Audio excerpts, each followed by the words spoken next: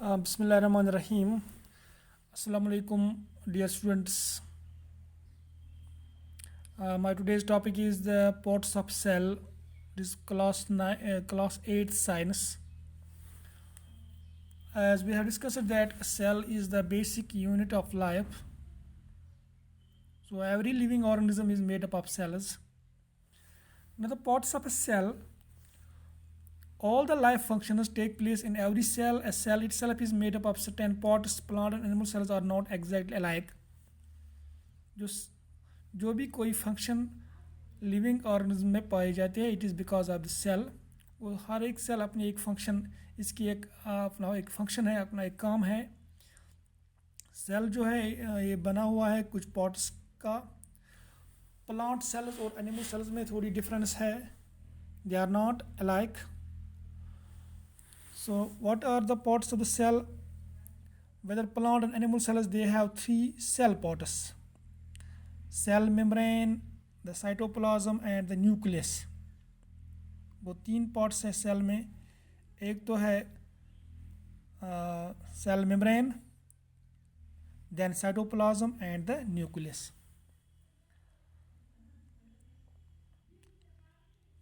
So here is this animal cell. This is cytoplasm, this is the nucleus, this colored part, and this is the cell membrane, this outer covering. The cytoplasm surrounded by the cell membrane and enclosing the nucleus together constitutes the protoplasm.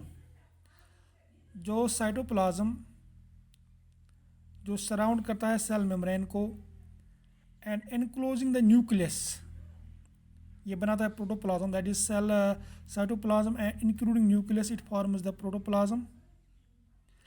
So protoplasm it includes cell membrane, the cytoplasm and the nucleus. Protoplasm में ये सारे parts आते हैं. That is the cell membrane, cytoplasm and the nucleus. 99% of protoplasm by weight is made up of 4 elements, namely carbon, hydrogen, oxygen.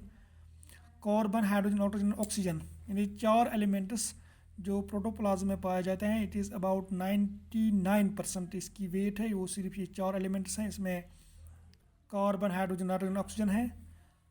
जो बाकी elements हैं like phosphorus, sulphur and calcium, they are also present. These elements combine to form compounds like water, proteins, carbohydrates, fats and nucleic acids. बाकी elements जब combine हो जाते हैं ये compounds बनाते हैं: water, proteins, carbohydrates, fats and nucleic acids. The living nature of protoplasm is provided to it by these compounds. जो protoplasm living है because of these compounds. Then cell membrane, or it is also called the plasma membrane. It is a very thin skin covering the cell. ये cell को cover करती है skin covering. So it performs some functions. That is, it protects the cell.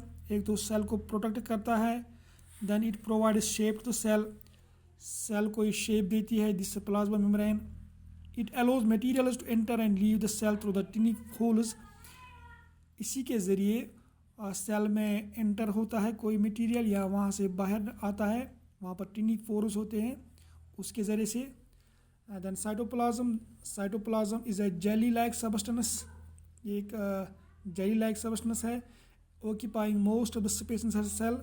ये ज़्यादातर cell की space occupy करता है. It occupies the space between the cell membrane and the nucleus. So nucleus और cell membrane के दरमियान जो भी पार्ट है that is cytoplasm. All the life functions take place in the cytoplasm. जो भी कोई फंक्शन है वो साइटोप्लाज्म में ही होती है. The cytoplasm contains many important tiny structures called organelles which perform the various life functions. इसमें डिफरेंट ऑर्गेनेल्स पाए जाते हैं जो डिफरेंट फंक्शंस परफॉर्म करते हैं. देन न्यूक्लियस, इसका प्लूरल है nuclei. Nucleus means kernel. It is present inside the cell surround by the cytoplasm. Nucleus cell के अंदर होता है, उसके अराउंड साइटोप्लाज्म होता है. सो इसको हम कहते हैं it is the boss of the cell. So nucleus the boss of the cell. ये कंट्रोल करता है cells. It controls everything that happens in the cells. जो भी सेल में कोई भी फंक्शन हो जाए उसको कंट्रोल करता है this nucleus. It is called the boss of the cell. Most cells have only 1 nucleus. ज़्यादातर जो सेल्स है उनमें सिर्फ एक न्यूक्लियस होता है. लेकिन कुछ सेल्स हैं उनमें एक से ज़्यादा न्यूक्लियस होते हैं. जैसे मसल सेल्स, उनमें मोर देन 1 न्यूक्लियस होते हैं. Then one more cell, that is red mature blood cells. Red blood cells, they don't have any nucleus, उनमें nucleus नहीं पाया जाता है. Nucleus is a spherical body consisting of 4 parts. Nucleus में 4 parts पाए जाते हैं. ये इसके 4 parts होते हैं. It is a spherical body. एक तो nuclear membrane है, then nuclear sap or nucleoplasm, then nucleoles and chromosomes. So these are the 4 parts present in the nucleus. The outermost covering layer of the nucleus is called the nuclear membrane. It separates the nucleus from cytoplasm. यानी nuclear membrane जो nucleus को cover करती है, membrane layer एक, उसको हम कहते हैं न्यूक्लियर मेम्ब्रेन. ये न्यूक्लियस को सेपरेट करता है from the cytoplasm. So nuclear membrane, like the cell membrane, has tiny holes in it which allow exchange of substances between the nucleoplasm and the cytoplasm. Nuclear membrane में भी छोटे छोटे pores होते हैं, वहाँ पर जो एक्सचेंज ऑफ सबस्टेंस होते हैं, that is between nucleoplasm and cytoplasm के दरमियान जो भी मटेरियल एक्सचेंज हो जाएगा वो इसी के ज़रिए से अंदर बाहर आ जाएगा. These टिनी holes. The jelly like fluid inside the nucleus is called nucleoplasm. Nucleoplasm में अंदर जो फ्लूइड होता है इसको हम न्यूक्लियोप्लाज्म कहते हैं. न्यूक्लियस में जो अंदर फ्लूइड होता है that is called nucleoplasm. Chromosomes and nucleoli are present in the nucleoplasm. इसमें क्रोमोसोम्स और न्यूक्लियल प्रेजेंट होते हैं.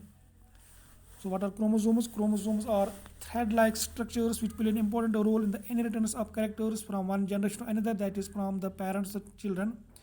जो क्रोमोसोम्स है, these are the structures जो एक अहम रोल अदा करते हैं कि वो कैरेक्टर्स ट्रांसफ़र करते हैं फ्रॉम जनरेशन टू जनरेशन. यानी पेरेंट्स के ज़रिए जो भी कैरेक्टर्स बच्चे में आते हैं, that is because of this chromosomes. So nucleus की फंक्शन क्या है? Transmission of characters from one generation to another. एक तो ये ट्रांसफ़र करते हैं characters from one generation to another. Then it controls all the life functions taking place inside the cell. जो भी कोई फंक्शन हो जाएगी सेल में तो उसको कंट्रोल करता है न्यूक्लियस. तो इसके बाद है सेल ऑर्गेनेल्स, वो हम इंशाल्लाह नेक्स्ट चैप्टर में पढ़ेंगे, नेक्स्ट लेक्चर में.